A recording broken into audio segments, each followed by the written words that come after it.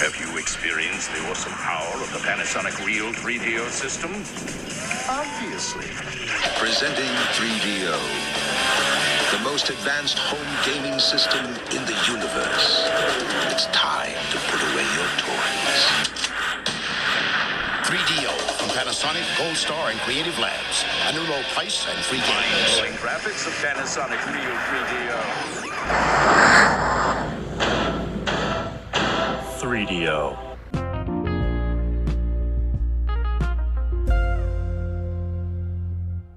Hello, everybody, and welcome back to the 3DO Experience, the 3DO retrospective podcast, where we talk about all things 3DO, the 3DO company, and everything in between. Although we're probably not going to be talking much 3DO today.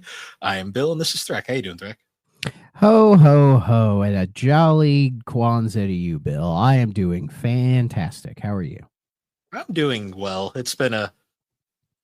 I've been on vacation for about half a week now. I'm still like, my sleep schedule is so messed up from like working night shift that like I'm all over the place, but it's been relaxing to say the least. That's good. That's good. Yeah, I've been off work the last couple days, but it's been busy around here. So like this week is, it's still going to be kind of busy. So basically I won't get like a real nice break until Sunday. Because then, like Sunday through Wednesday, basically like the final couple days of the year, and then into the first will be like my proper like, okay, like I'll have to do shit for like a handful of days. And it's gonna be fantastic. But yeah, but it's been chill, holidays weren't too bad. Got a couple neat gifts. Nothing terrible happened. Like nothing blew up. It didn't turn into Lampoon, so everything was good. Yeah, I just got back. I did our annual drive to our parents' house, 2 hours there, 2 hours back. It was fun. Saw the family, got to hang out. We watched Christmas Vacation like we always do. Shared gifts, ate a lot of food, and then I went home and fell asleep. Actually, I went home last night and I chatted with Tony in Danny's server for like 4 hours last night. Just shooting shit. Yeah, I saw you guys are sitting in there. I just didn't feel like hopping in. So yeah, it was relaxing because I was so hyped up on caffeine, I could not sleep. You needed something. So, but yeah, another Christmas in the bag. Nothing too crazy.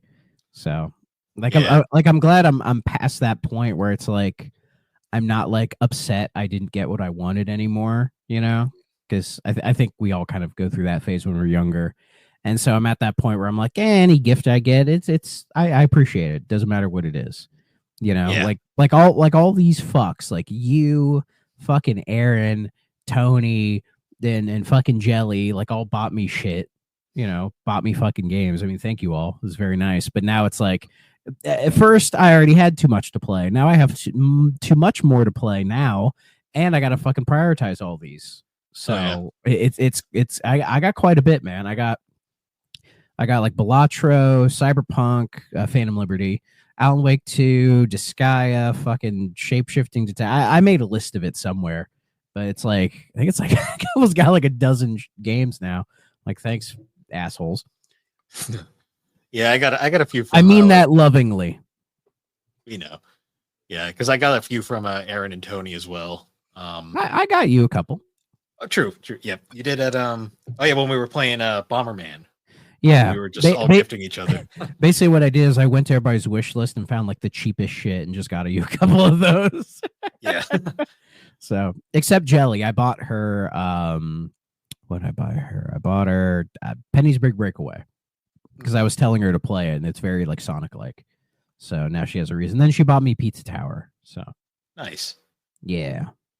Yeah, Tony got me Pac-Man World remake, which was nice. Oh, nice. That is a very solid game. I've played it on Switch. I've never played the PC version though, so I'm curious to check that out. My guess is it'll run better. Probably. And then Aaron got me Chrono Trigger and Assetto Corsa, which is a racing game. Oh, cool. So that'd be fun to mess around with. Yeah.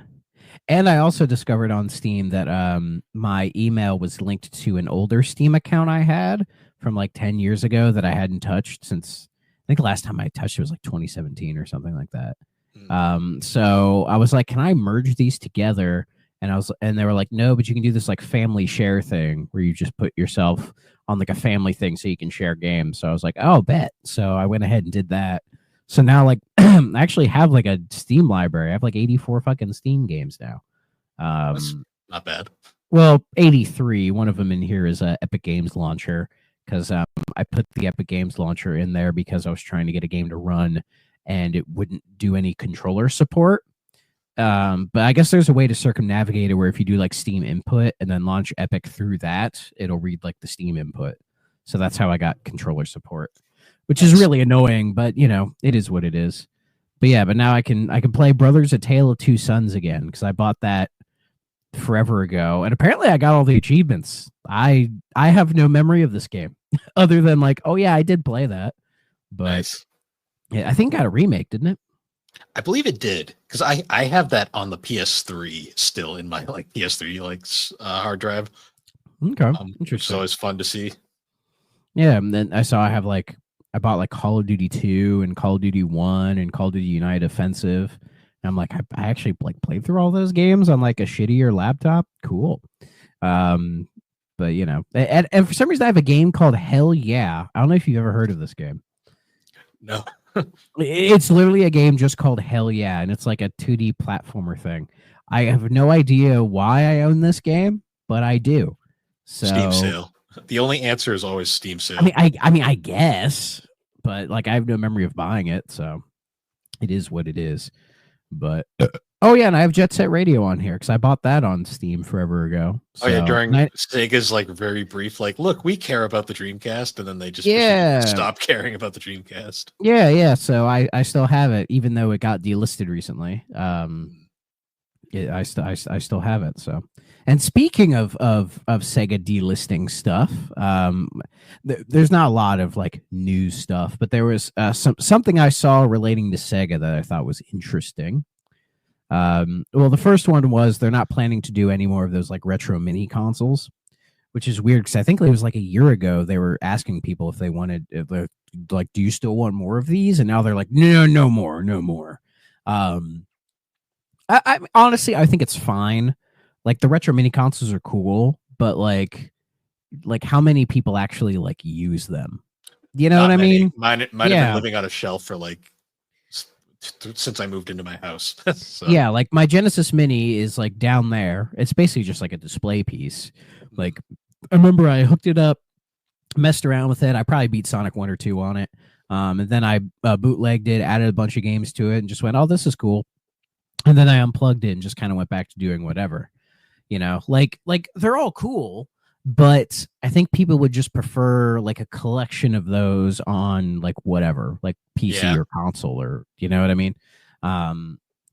But like as much as I would love like a mini Saturn, just because I'd be curious to what games they would throw in that thing, or even Dreamcast, like I'd be curious to what games they think would fit for like a mini console for either one of them, but we'll never know, you know. And they did that Genesis Mini too, but not many people bought that. I think No. like, they're trying to be like, oh, it has like Lunar. I think it had Lunar on it. I believe only the Japanese version had Lunar, which pissed a lot of people off. And I think people boycotted it because of that. Okay, well, because they were throwing Sega CD stuff in there, which was cute, but you know, whatever. Well, actually, I remember now the reason why it didn't have the Japanese version had Lunar, the American version did not, because Working Designs, the guy who I think Victor Ireland put the kibosh on it because he still technically owns the rights to it, which is part of the reason why it's taken so long for the Lunar remasters to come out. Yeah, isn't he a bit of a dick? I don't know, to be honest. Like, so shameless plug here, but Retro Hangover Podcast did an interview with him recently. Like, that's really interesting. He comes off as a dick, but also he's kind of interesting, and that's why I'm kind of like, I don't know. He's a character. That's like the best way I'll put it. Yeah, fair enough. So, but we are getting that Lunar remaster collection, so you know, we'll see if that's worth your time or not. Yeah, I mean, hey, if it's a version of Lunar 2 that you don't have to break the bank to get. I mean, that's Or fair sail enough. the seven seas. Yeah, true. It is what it is, man. Maybe he wised up and was like, "Hey, let's see if we can actually get some money off of these things." You know, Well, apparently it's might as well. they're not the working designs versions, which I mean, to be fair, those translations have not aged well. I love them, but they have not aged well at all. Yeah, that's man. Time So, period. I get it. I get it. oh yeah. So, Speaking yeah. of old RPGs, though, I did recently get I got a Nintendo store card, and I finally bought Fantasian, whatever the subtitle is. So Oh, Neo Dimension. Neo Dimension. I completely forgot about that because so much stuff was happening. Yeah, I saw it on it was coming out. I think it reviewed okay. Yeah, it did. I mean, the biggest complaint people had was it looks like a mobile phone game, which it is.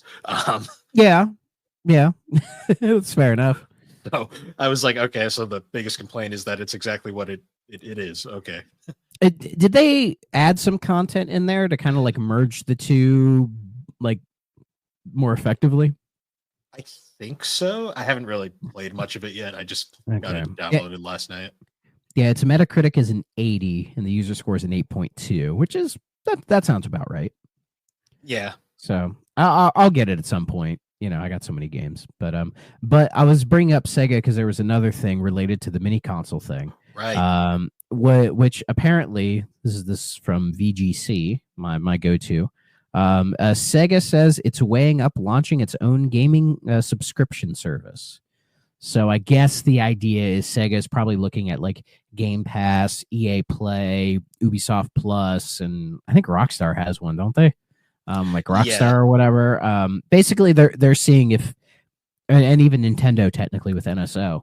I guess they're looking into seeing if they could do that themselves. It's weird because like I've been thinking about it, and I listened to Gertzman's take on it as well, and I don't know how you would do this. You know what I mean? Like it's weird that like EA and Ubisoft did it. I mean, I don't know who really uses it. I mean, I have EA Play through Game Pass. Otherwise, I wouldn't have EA Play. And Ubisoft, the same way with Ubisoft. Like, I don't have it because I really don't think it's worth my time, especially when Ubisoft games go on sale so much anyways. And there's like maybe a handful of them I actually care about. You know, like say like a new Assassin's Creed, or if they do like a Rayman game or something like that. Outside of that, I don't care. Like, but Sega, I fucking love Sega, as you guys can see by my Sonic shirt. So it's like I'm intrigued by it, but I think it comes down to like, where is it going to be, how much is it going to cost, and what the hell's going to be on it. Because it's a case of if they're just doing it for their retro stuff. If it's like, hey, here's like all of our stuff from like the Master System to the Dreamcast, it's all here, and you'll pay like maybe $10 a month for like a wide variety of stuff that's just like right there, you know, and maybe they add stuff later or whatever, but you know, maybe, sure, I guess, you know, like if this is how we get like Saturn games on modern consoles, you know, I'd be fine with that. Because if it was just like say their new stuff, right? Because the CEO of Sega's did the whole like, we're not a retro company, we're focusing on the new shit, pal. So it's like if it's just the new stuff, it's like paying a subscription for like Sonic, Yakuza, Persona, Total War. Like, doesn't sound that bad, but how many people would sign up for that? And it would probably be really expensive. You know what I mean? Yeah, especially if like, I mean, you're never going to get away from like the diehard physical collectors who are going to buy all the games physically, no matter what. Yeah. But I can see maybe like some diehard Sega fans being interested. Yeah. I mean, I am a diehard Sega fan. I think it depends on how they want to do it.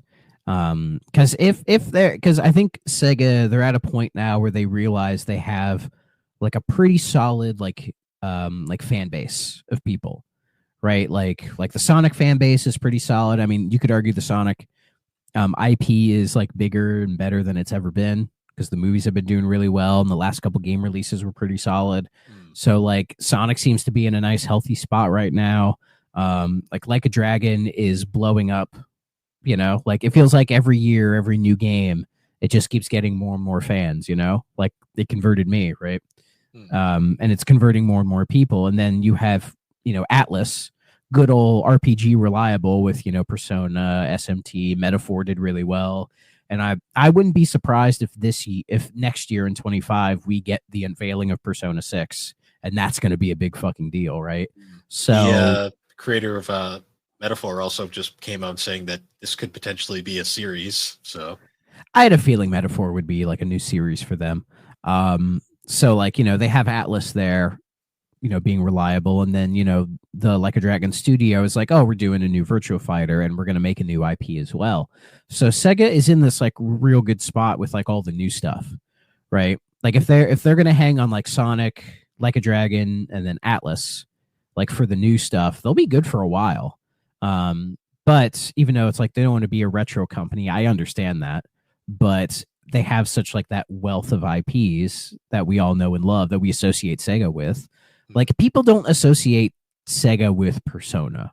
Like not really. Like it's maybe starting to get there a little bit more because like when we see that stuff, there's the Sega logo on it. But that's why they don't put the logo directly on the front of the cases. It's on the back in like this little tiny spot. I feel like they should just put it on there, or at least like put Sega and Atlas on there. But it's not that big a deal. Sega's getting the money anyways. So, but there is that initiative where they're trying to bring back some of the old IPs and make new games of them, and hopefully those do really well also. Yeah, I feel like Sega is almost trying to kind of do like a Capcom thing where they're starting to kind of branch out and try to do these other things to try to get beyond their fan base and get and reach more, I think is what they're trying to do. But I don't know how like a new Jet Set Radio does that. You know what I mean?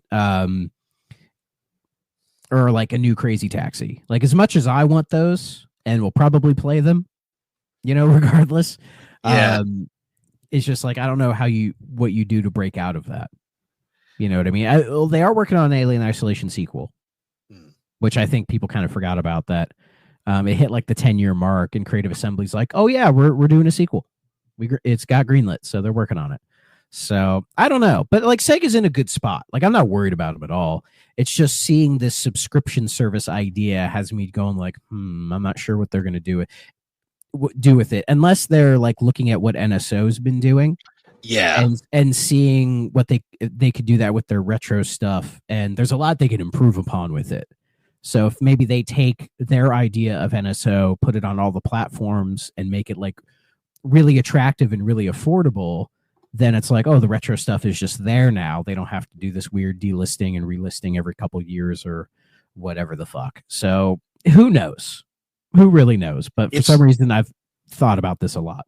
It's really, we kind of have to see, they need to either give us more info or we have to at least kind of see what their exact idea is going to be. Because at the moment now, it's just kind of subscription. It's weird because the term subscription service is now kind of starting to turn people away because they've kind of companies have ruined it like they do with everything. So it's been done to death. And I feel like we're hitting that point where like streaming services are going to they're going to start to plateau and really hit some sort of mark where like people are just kind of sick of them. Because people complain about owning stuff when it comes to video games, and there's a lot to be said about that. But you're starting to see that spill over into like movies.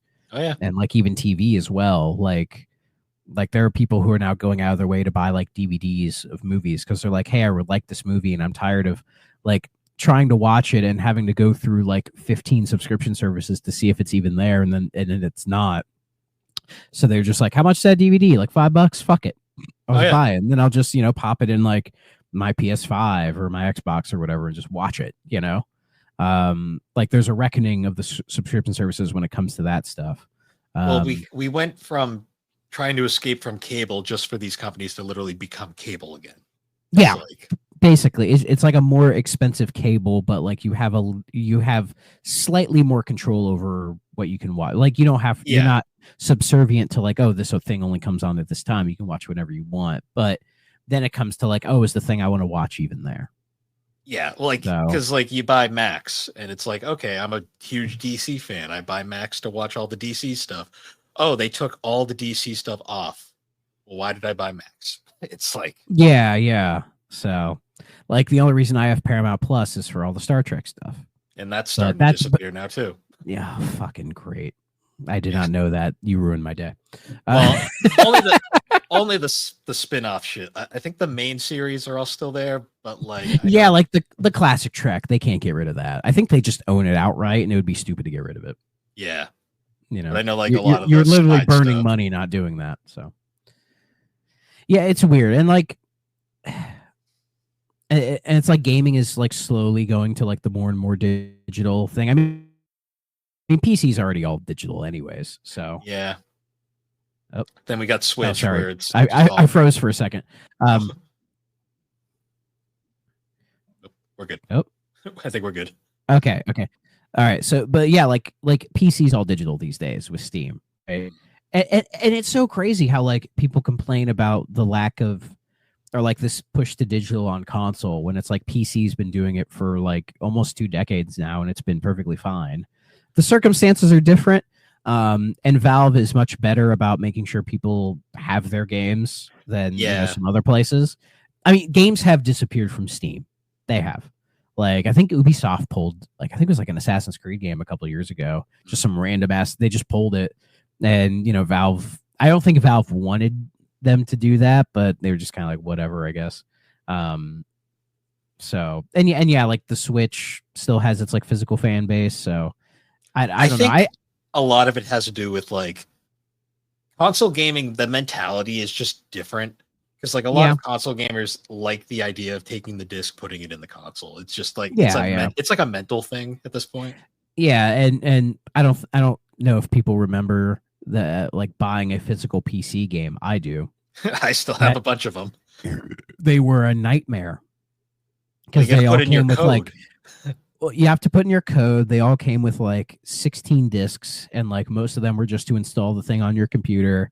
The only good thing about them was like those big boxes were cool, and you'd usually get like these real big manuals that were like full color, and like because I remember I got Age of Empires 3, and that was like as thick as like a book, that manual, and it was awesome, So I mean, I still remember getting SimCity 4 and my fucking computer just fucking shitting itself because that game is still hard to run even today. Yeah, I've heard. So. And Steam has provided like a much better alternative to all that stuff. It fixed a lot of the issues with like physical PC games.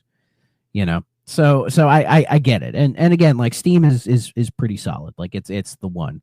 Like it's so good that like the people who don't want monopolies anywhere else want a Steam monopoly. Yeah, it's like funny that's just how good Steam is. It's funny how the anti-monopoly people will like look their other way when it comes to Steam because Steam just does it right.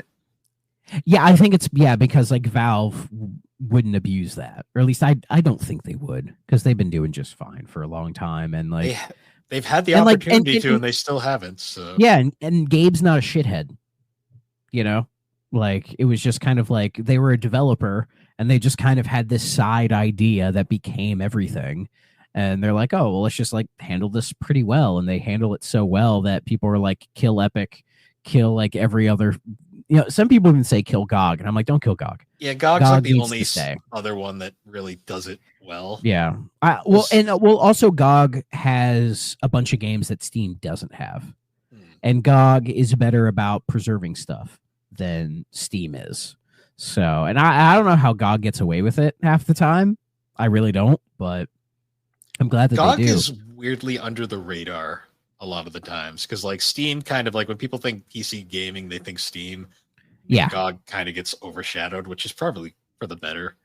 Well, I think it's because GOG, most people view GOG as like that's where they get their old ass random PC shit that is non-Steam, It's always like go to Steam, if it's not there, go to GOG, and then if it's not there, go to like My Abandonware. And then that's where it is. Or you could just go to My Abandonware, and if the game is up on a storefront, My Abandonware will just link you to it. Yeah. Which is nice. That's probably how they don't get in trouble. Yeah. They're like, if the game is available, it's like, here's the link, go buy it, and usually it's like $2 or whatever. But yeah, I like GOG. GOG's really nice. Because I know when the Resident Evil bundle hit GOG, that was a big deal. Like people were, because it was the original versions of 1 through 3 that I think people thought they would never re-release again because of the remakes, and then they just put them on GOG, and they're in that like preservation program where it's like you buy those on GOG, you own the original versions. Like Capcom can't take them away from you. Yeah. So, because I think it was a while ago, I think Blizzard tried to get GOG to remove, I think it was like Warcraft 1 and 2 from there because they're going to do a remaster of them. And I think GOG was kind of pushed back and was like, no, we're not going to get rid of them. Well, especially after how Blizzard horribly handled the Warcraft 3 remake. Yep. I don't think anyone would trust them again after that, even though the Diablo 2 remake was pretty good. Hopefully they learned their lesson with Warcraft 1 and 2. Hopefully. Yeah. I mean, I haven't played those games. I don't really have interest in them, but, hopefully they learned their lesson. But yeah, good old GOG, good old games. So in other news, we've been doing our weekly updates on this, but unfortunately no new Nintendo music right now. Nope. But we're at that time now where I think we can start thinking genuinely about the Switch 2's unveiling. It's coming sooner or later. Well, I listened to Gertzman today, and I guess somebody had said that ironically, this is almost like a leak, but they're like, Nintendo is well aware of all the Switch 2 leaks right now, and they're so pissed off about it. There's a chance they may push up the announcement like ahead of time to sort of just like put all that shit to bed and be like, here's what it is. Like people were suggesting, I don't think it's true, suggesting they could do it as early as the 6th, like the first Monday of January. Just like, here's the Switch 2 video. Here it is. I don't think it'll be that early. That would be crazy. Could you fucking imagine? Yeah, I know. It's honestly like they don't even have to announce a release date. They just show the thing, and that'll get people to calm down a little bit. Yeah. I mean, we'll hear it before April, as they've confirmed before. Like, I was thinking February, sometime in February would be like around like direct time. But I mean, hell, there's a chance they could like say sometime in January, put the video out. Because I imagine that like that Switch 2 trailer, much like the Switch 1 trailer, it's already in the can. It's ready to go. It's just a matter of uploading it and like hitting publish on it, basically. So but yeah, it's getting to that time where they're gonna hopefully put all this shit to bed and we can find out what the Switch 2 actually is. Yeah. My guess is it's just a more powerful Switch that instead of like that weird capture button, it's just a C button and it does the exact same thing. That would be my guess. Because there was rumors of like, oh, the capture button's gone, but there's like this mysterious C button where it was. And I'm like, oh, that's probably still a capture button. They just redesigned it. Yeah. That'd be my guess. It's not the screenshot button anymore. It actually does shit now. Yeah, potentially. But yeah, from all like the leaks we've seen of like, oh, here it is in the factory, and like people making cases for it and shit and all this other stuff. It most likely the form factor and everything's going to be the exact same. It's just going to be a more powerful Switch, which I think is the safest, smartest thing to do. But at the same time, it's not going to sell as well. Probably not, because I know a lot of people who already have Switches.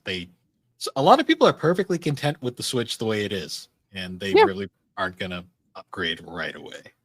Yeah, I think a lot of the Switch's fan base is, casual people, and they're pretty content with their current Switch, be it just the thing they play Mario on, or, that thing they put a couple hours into before bed, or, whatever, right? Like the only people who are really upset with it are like, I don't know, people more like us who play games more regularly and have more issue with how these games look and run, especially when it's like you see how Pokemon runs on this thing, and it's like, why does Pokemon run like this?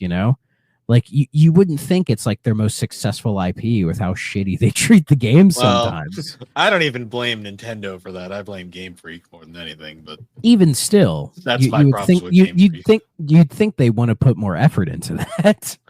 You'd think, but then the games sell like fucking crack, and they're just like, oh, I guess it's fine. Yeah, I don't know, man. It's the Pokemon fan base is its own fucking can of worms. It's a toxic piece of donkey turd. But in any case, but yeah, hopefully the next Switch, it needs games to like go with it for anybody to actually care. I think. I know Metroid Prime 4 is definitely. I have a feeling that's gonna. We've talked about it before, but that's gonna be like it's gonna be like the Zelda Breath of the Wild. Yeah, I have a feeling I don't know if it'll be their day one. I mean, it might be their day one, but I think it'll be like the big cross-gen game. Yeah, it's like Breath of the Wild to be like, oh, this, like, you can play this on the older system, but we'd really like you played on the new one because look how fucking cool it is on here, right? And then, but that can't be the only thing it launches with because I don't think that'll help. They've been working on a new 3D Mario, but we have yet to hear anything. Oh yeah. Oh, we know for a fact that there's a 3D Mario being worked on. You know, it just makes too much sense. But yeah, it'll probably launch day and date. I think.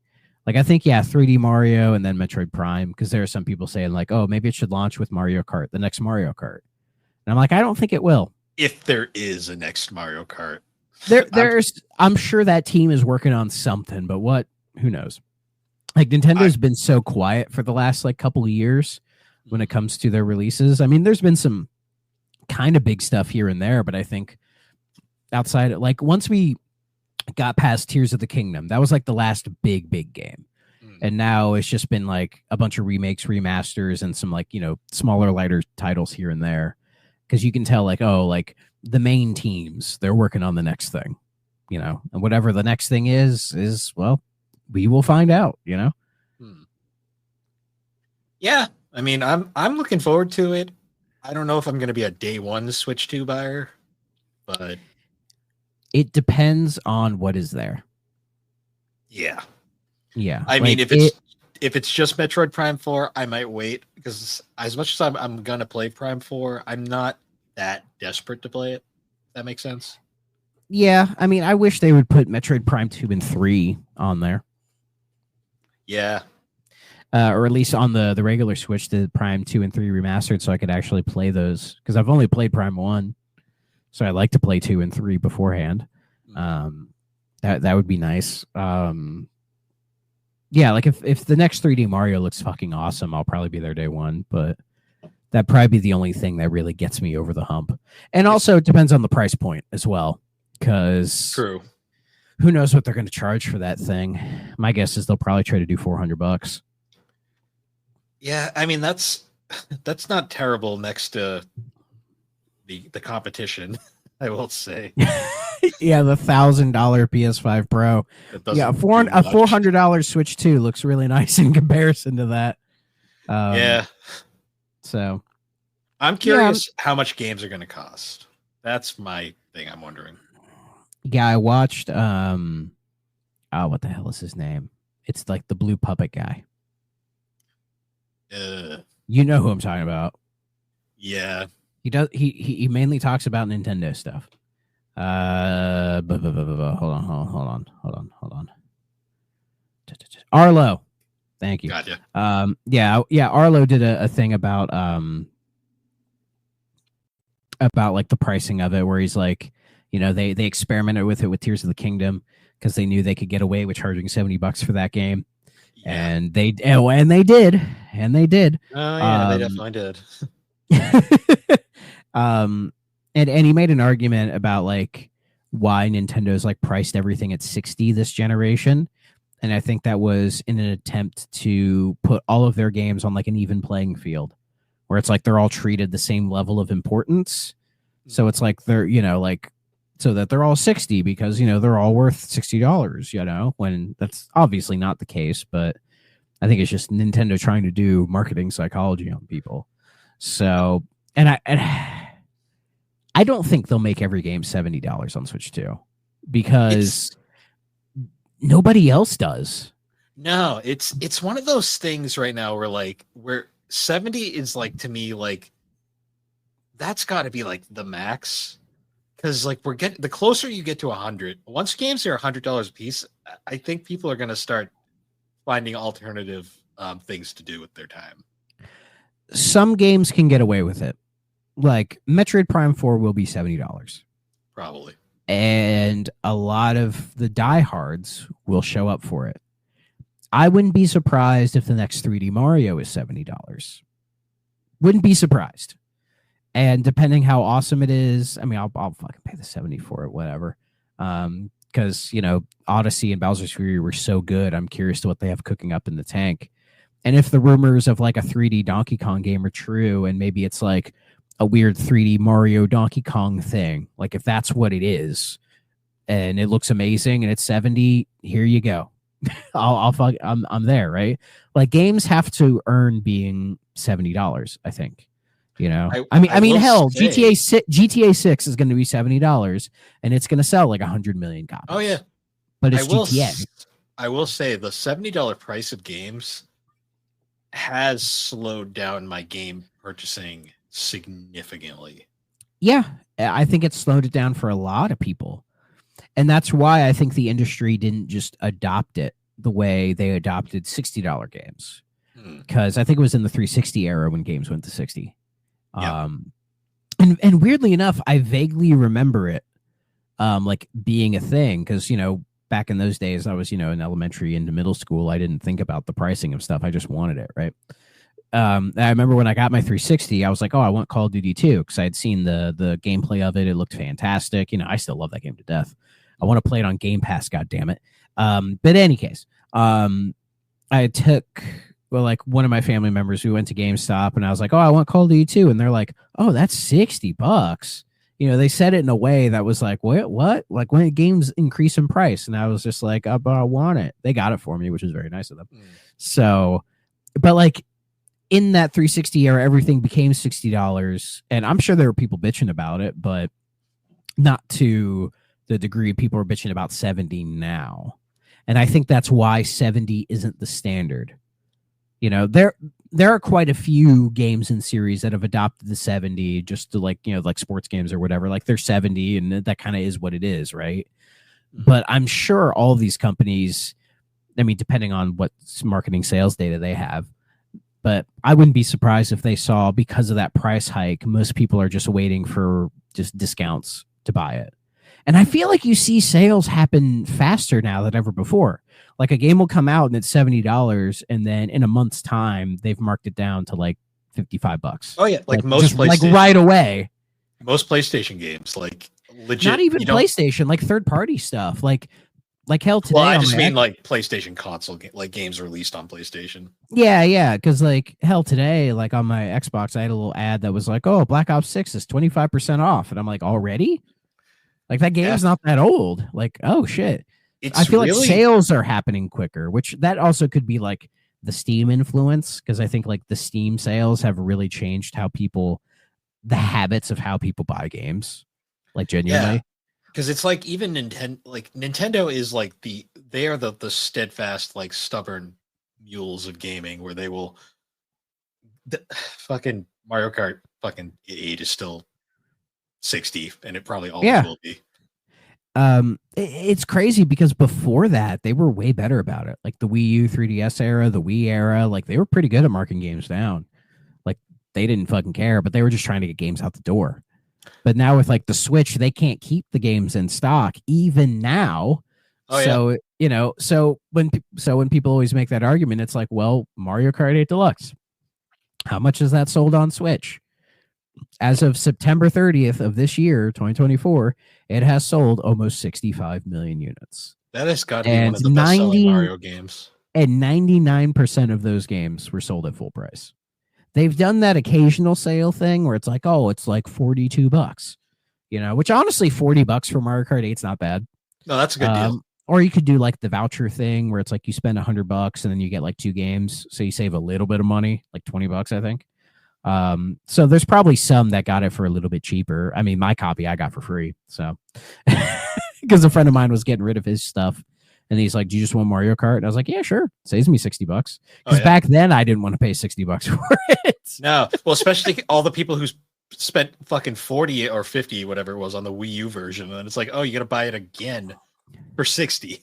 Yeah, yeah. I mean, Granted, they've made it more content, but yeah. And now with like the DLC, it's more appealing. But even then, I think you still have to pay more for that anyway. So, well, DLC. I don't know. Nintendo is like one of the Nintendo really figured DLC out, like unlike other companies. Yeah, I don't know. That New Horizons DLC wasn't very good. They've gotten worse. They've gotten worse over time. They handled Mario Kart very well. Mario Kart, they did. It took them forever to handle it, right? Though, like a long time. Because I feel like they didn't really know what to do with it. New Horizons, I don't know. New Horizons was that whole DLC thing was kind of a mess, but I think that came down to the game blowing up way more than they expected it to. In fact, Gertzman said in his podcast, I'll reiterate it, that he's like, hey, what if, say, a launch title for the next Switch is a new Animal Crossing game? That maybe they pulled the plug on it so fast that they're just like the Animal Crossing team, like, hey, let's make a new one for the next Switch. We'll be there right there, like right at the start, and hopefully it'll be a better experience than New Horizons. Hopefully, maybe if it's closer to like a New Leaf or something like that. Because I know some people did not like the New Horizons gameplay loop. I know I didn't care for it at all. So I mean that's a possibility. But yeah, with DLC, I mean the Breath of the Wild DLC was okay. Smash, they had the DLC down. They had it down to a fucking science because every couple months we all were like, "Who's the next fighter?" And it was always a talking point.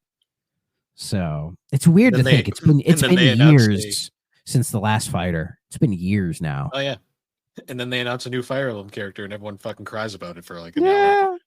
But then I remember when they announced Joker, and people shat their pants, and I'm like, "Who the fuck?" And I was like, "What, the DC character?" Yeah, and then it's like, oh, a game that you can't even play on the Switch at the time. Yeah, I will be honest. The Joker reveal in Smash was probably when I first learned about Persona. Not even kidding. My favorite part was GameStops at the time, because I knew some of I knew some of the employees at the local GameStop. They were telling me like because they put Joker in Smash, a bunch of kids would come to the store looking for Persona 5, and they'd be like, yeah, "This game ain't for kids, bud." Yeah, and it's on your PlayStation. Well, at the time, yeah. Now it's like on Switch, but now it's on everything. I wonder how well it sold on Switch. Did we ever get numbers on the Persona sales on multiple consoles? I mean, I'm sure it did just fine. I mean, 5 is the best-selling game in the series. I'm pretty sure it's well over 10 million. I know that. Yeah, but I think they put like Strikers and the dancing game in there as well. Or it was the base game and Royal. They combined those together. Those are the same game. I don't think they could do the dancing and Strikers because they're not even the same game. But let's see. Total sales, combined sales of all versions of Persona 5 at 7.2 million. That was by like April of last year. And so if you include dancing, Strikers, and Tactica, the whole Persona 5 family is over 10 million sold. So, but still, like 7+ million for a ass long RPG like that is pretty good. Yeah. So, no disrespect to 5, it's just it is what it is. But yeah, that was when I first learned of Persona. Was that because people were freaking the fuck out over it, and I'm like, what's a Persona? Who gives a shit? And then I looked it up, and I'm like, this is some anime bullshit, isn't it? And then over the years, I slowly got more and more interested in it. And then when they dropped Persona 4 on Steam, and then everyone treated that like a real big deal, I was like, let me see what the big deal is. And I bought it. I did buy it on Steam because it was $20. And I'm like, that's a pretty good price for that. For that was 90 hours of content. Yeah. Yeah. For a game that was almost a decade old at that point, the golden, putting it on Steam, and it sold incredibly well. I think it sold like 1 million in like a month or something like that. Oh yeah. It sold so well that Sega went, oh, you guys actually want these? Okay. Yeah. And then they put them all everywhere. So they did listen. So credit to them. And that's where I think Sega, going back to like the whole Sega Atlas thing, I think that whole series of events happening is probably why Sega buying Atlas worked out so well, because I don't think Atlas could have done all that by themselves. They couldn't. I really don't. I think They were- Sega helping to back them on that really helped get Persona to be like a multi-plat series that is now seen as like a big deal. You know, I mean, people forget it took Persona 4 came out in 2008, and 5 would not come out until 2017 in the US. Like, Yeah. Atlas was it took Atlas a while to make 5 because it just cost a lot and they didn't have a lot of money at the time.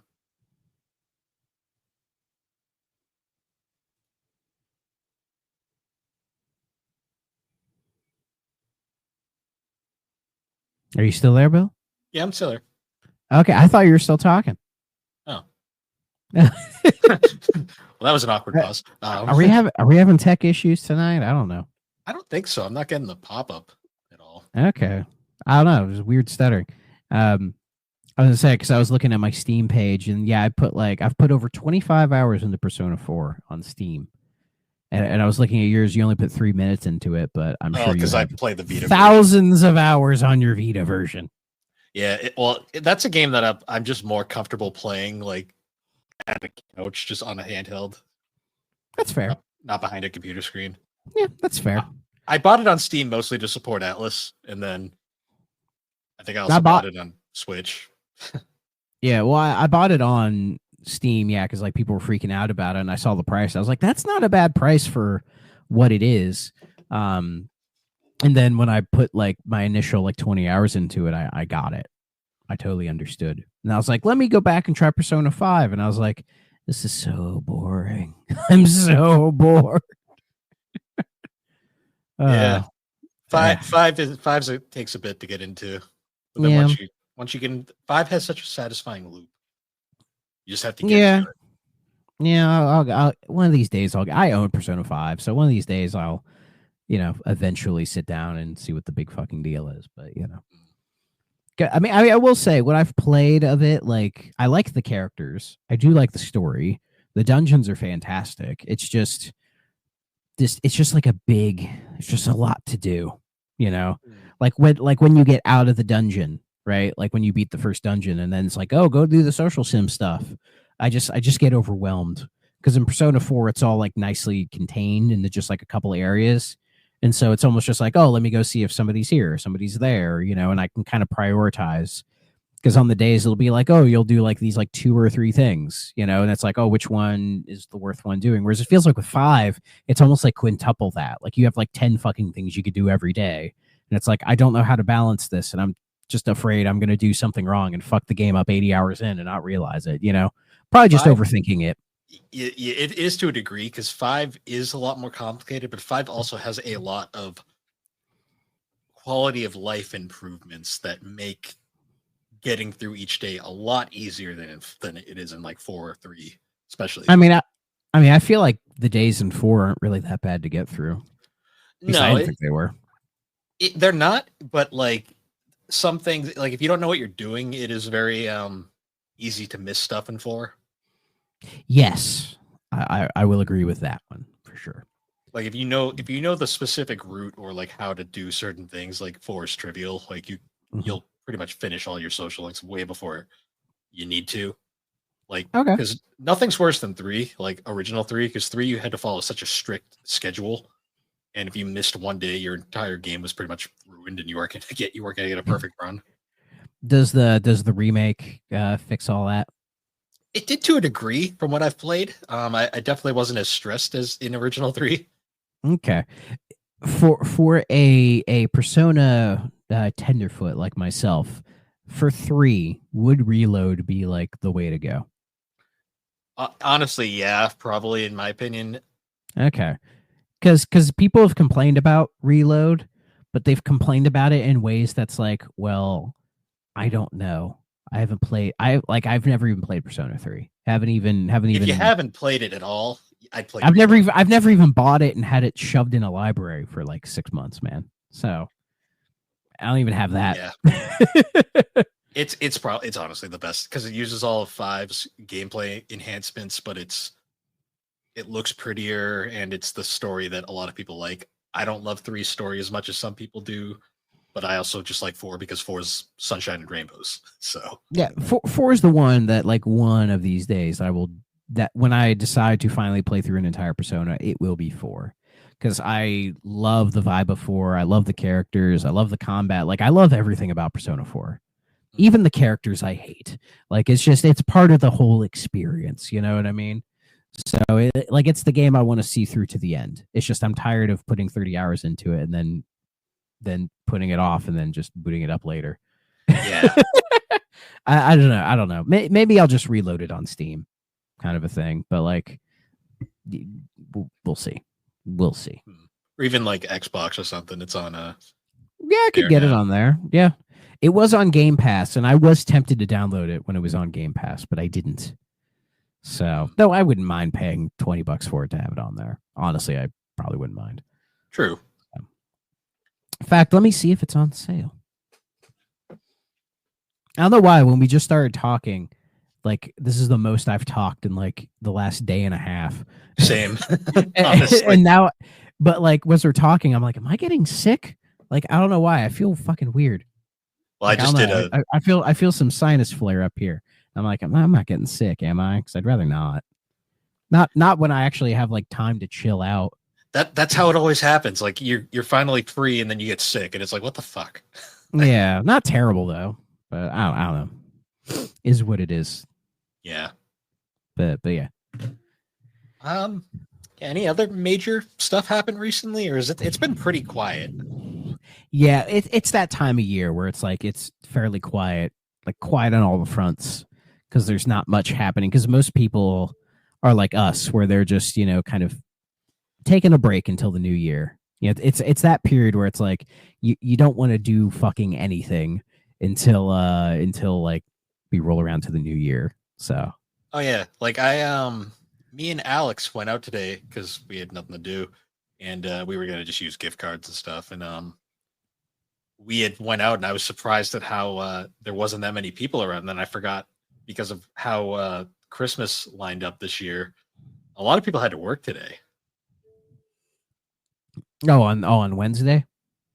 Yeah, because Christmas was on Wednesday, most people got Christmas Eve off and not the day after. So a lot of people had to work today. Yeah. Well, because apparently in the UK, the day after Christmas is called Boxing Day, and people tend to get that off, but not Christmas Eve off in the UK. So they treat it as like you work Christmas Eve, but then you get Christmas Day and then the day at Boxing Day off, kind of a thing. So, yeah, but this is like the first time I can recall where it's like the Christmas time and actually have like a fair amount of time off, because usually it was like I would get maybe Christmas Eve off if I was lucky. I would get Christmas Day off, maybe the day after if I was lucky, like one of the two, and then it would just be kind of back to work. And it would just be complaining that whole time. I'm like, this is the 20th of December. This fucking sucks. I don't want to do shit. Like, nobody wants to do shit, because nobody really wants to do shit in that awkward, like, week between Christmas and New Year. Like, we don't really want to do anything. You just kind of want to chill. You just want to chill out and be like, it's the end of the year. Let's just relax. That's why I always take this time of the year off, because I'm always like, I like to chill. It's quiet, spend time with family, and just relax. Well, I finally have been able to do that, and it's nice. I like it. So I'll probably do it next year. I don't know what my job situation will be next year, but hopefully I'll be able to do the same. Yeah, I don't know either, but I think it might be better. So it's kind of, again, just waiting to see what happens with that. So yeah. Yeah. I finally played Balatro because Tony gifted it to us. And I completely understand Balatro now, like why people flipped out over how fucking great this game is, because it's pretty fucking great. Yeah. Though after putting, I think I put like 5-6 hours into it, and then I just like wasn't getting anywhere. So I kind of just stopped playing it because I had gotten to the point where I was at the end of a run. Like I was at the final boss, right? Because you have like 8 antes, which is basically like You'll have like two, like the small blind, the big blind, and then the boss. And then you just do that 8 times. And then, like, you build up your jokers and everything so you can score more points. And I was at the final one. I had a really good joker set. Like, I was getting like 20, 30,000 of a fucking hand, man. I was killing it. Mhm. But I misplayed in the final ante because I was trying to get rid of a king. And instead I played him. And I had like, I think 2 hands left. And I was like, maybe I can save this. And I didn't save it. Mm. And that was the farthest I had gotten. And I had even gotten close to that since. Well, the closest I've gotten since was the boss of Ante 6. Mm. So, I was getting, because as cool as Balatro is, it does have a lot of the issues I have with roguelikes. Yeah. And even with like deck builders, where it's like you build up a pretty decent deck and then you die, you lose the whole fucking thing and have to start over again. Like, I just find that frustrating. I really don't find that fun. But Balatro was so addicting that I just kind of wanted to keep going to see what more stuff would happen. Like maybe I would get a better set later on, or maybe I could rekindle the magic. And it's a quick game. Like you can do a 20-minute run, get pretty far, and then it's like, oh, that's Balatro, and you can kind of move on from it. It has like a bite-sized quality to it. It's a very well-crafted game. It just still suffers from a lot of the issues with the genres that I have, personally speaking. So nice. But it's good. I would play it over Slay the Spire. Never played Slay the Spire or Splay the Slyer even. And it looks like a game that I would not like at all. Yeah. Speaking of games I played recently, I actually finally sat down and played a Stanley Parable for like the first time in like 10 years. Oh, that was on my old Steam account. The one that I merged because I was looking at the stuff. I'm like, oh yeah, I have Stanley Parable. I finally got my 5-year achievement. Honestly, I probably could if I booted it up on my old account, but probably not on my new account, which I've thought about doing because it would be cute. But I don't know if it's really worth doing. But I forgot how dumb that game is, but I love it at the same time. Yeah, I think I remember back in the day I put like 2-3 hours in it, and I thought I had scraped the game clean. I probably didn't. Yeah, I streamed my whole experience, and I was like trying to find all of the secrets. That's definitely a game that's like, if you want to do that, you're probably just best getting like a guide. Yeah. I forgot about the adventure line. That was my favorite part. See, I don't remember any of that. So yeah. I assume you can't upgrade your Stanley Parable to the Ultra Deluxe. Probably or you not. just have to pay for the Ultra Deluxe. I don't even know how much it is. Owners of the original get it off for the first 2 weeks. Well, we're well past that. Well, yeah. See, that's one thing that's annoying about Steam is it'll say like, oh, this game, like you're looking through your library and it'll say like, oh, the Ultra Deluxe version of this is out now, and you click it and it doesn't just link you to the store page. It'd be nice if you could just go straight there. Like that'd be nice, but oh well.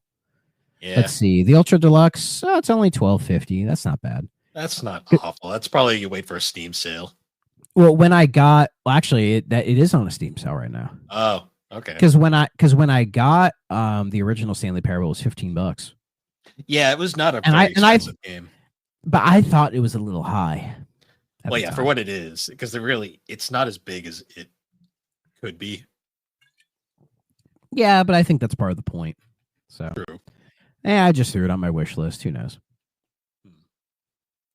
Yeah, that's another issue I have with Steam is that trying to find like games on here, unless you know what you're looking for, just like browsing through it is a fucking nightmare. Oh yeah, there's just too much shit on Steam. Yeah, too much shit, which has its own issue. So it's like you have to like know exactly what you want, because like how they curate games for you, I think is fucking terrible. Like this is the most critical Steam I've ever been in my life, but it has basically, it's like if you know what game you have, or if you have games already, it works perfectly. But the act of getting new games is a pain in the ass, unless it's like you've seen it somewhere else and you're like, oh, just let me go to the Steam page real quick, But it is what it is. And yeah, what's up with that point shop? I think I have points. I don't even know what you spend them on. Yeah, I have no idea, to be honest. Yeah, because weren't they? I was sure they still do thing with like, oh, you have like cards, and I'm like, who the fuck cares about these cards? Is that like a thing? Like, Yeah, I don't couldn't know. tell Like, you. I like at least with Microsoft, they have like the reward point system where if you build up enough, it's like, oh, you can like redeem like a gift card, like an Xbox gift card, which is nice. I mean, But Nintendo kind of does that too with the gold coins. Like you'll get maybe like $5 off every now and then. yeah, Xbox is a little bit more generous with the points they give you for Yeah, buying yeah. stuff. Like even when I gifted games to people, I got the points for them. That's always So nice.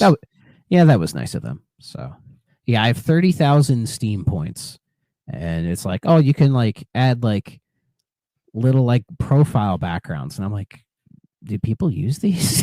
I'm sure somebody does, but Hmm. it's not me. Yeah, I don't even have all the achievements in a Steam game, at least on this account. I'm missing 2 on Seventh Guest 25th Anniversary Edition. Hmm. I'm debating on going back. Like apparently they're missing or like hidden achievements, but I'm debating just finding out what those are and just figuring out how to get them just to yeah, do it because I didn't like the Seventh Guest. But yeah. that might be spoilers for when we play the 3DO version. But so I'm pretty sure this game came out in 3DO. I think so. Yeah, Or maybe it so was CDI. I don't know. We'll find out. it may be both. Very well could be both. So Yeah. yeah, and I think I have all the Army Men's on Steam. I think I do now. Thank you. Yeah, no worries. Because I had the first one, and then you're just like, oh, I'll buy you the other ones. Yeah, here's 2 in Toys in Space. Have fun. Let me see real quick. Army Men. I have Army Men RTS, which I mean that game. It's $1.50, and it's a fucking great game. Oh yeah. There's a game called Green Army Men, which I don't think is. I don't think related. that's really. Yeah. God, I hope not. And then yeah, Army Men 2, and Toys in Space. Which yeah, I mean to be fair, they're all pretty cheap. So Oh yeah. yeah. But, Yeah, I think that's it. I'm just gonna keep rambling. yeah.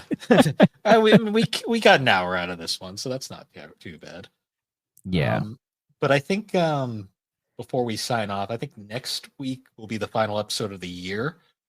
We're probably gonna go over just kind of some stuff for next year, what our plans are, maybe some of the favorite moments or something. Maybe we'll try to get guests on. Yeah, it'll be like a year in review. We're not going to do anything too crazy. Nah, and then we'll start next year off bringing back games and pretty much going forward. So, oh yeah, we do have some plans in the works.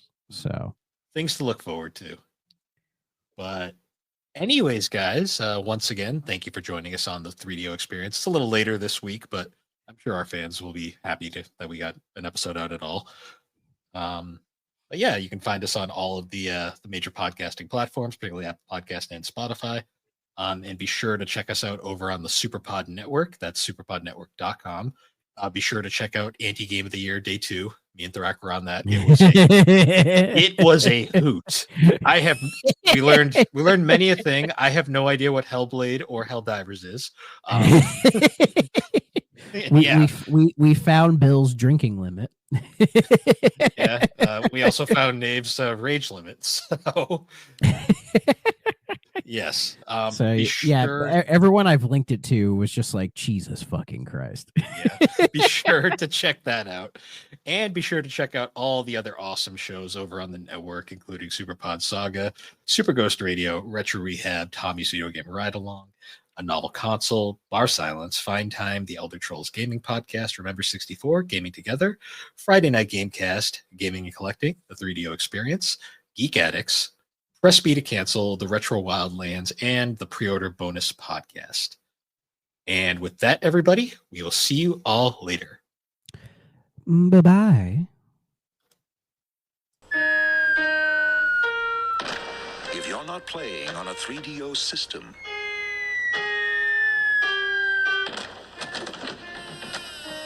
what are you playing with?